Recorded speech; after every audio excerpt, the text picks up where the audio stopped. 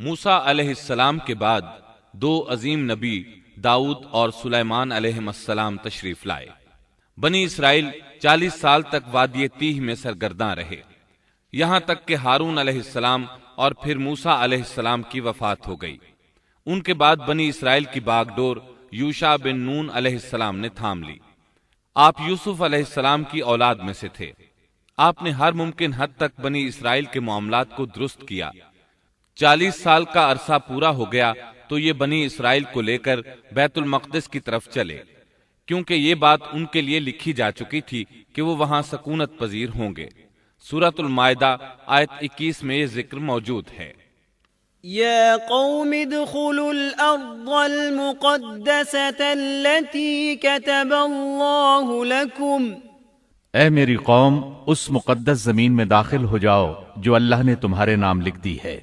مقصد یہی تھا کہ ایلیا شہر ان کا مسکن بنے اور وہ اس میں حکومت کریں۔ انہیں میدان تیہ میں محصور ہونے کی سزا اس بنا پر ملی تھی کہ وہ یہاں کے زبردست اور جنگجو لوگوں سے ڈر کر شہر میں داخل نہیں ہوئے تھے۔ 40 سال تک واعظ و نصیحت کی وجہ سے وہ اس میں داخل ہونے کا پختہ عزم کر چکے تھے، اس لیے شہر میں داخل ہو گئے۔ پچھلے حکم کا انکار کرنے والے اور بچڑے کی پوجا کرنے والے ہٹ دھرم لوگ مر کھپ چکے تھے۔ اس وقت کے لوگ ان کی نسل سے پیدا ہوئے تھے۔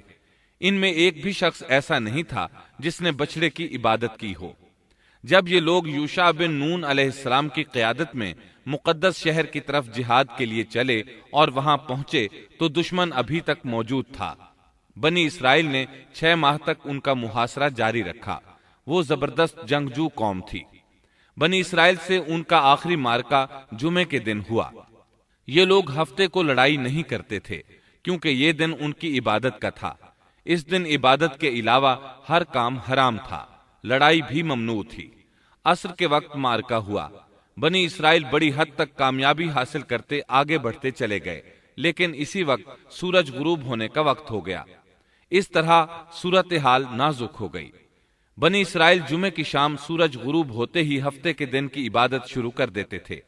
اب اگر سورج غروب ہو جاتا تو وہ لڑائی بند کرنے پر مجبور ہو جاتے۔ اس طرح ان کی فتح درمیان میں رہ جاتی۔ اس موقع پر یوشع بن نون علیہ السلام نے سورج کی طرف دیکھا اور بولے، إنك مأمورة وأنا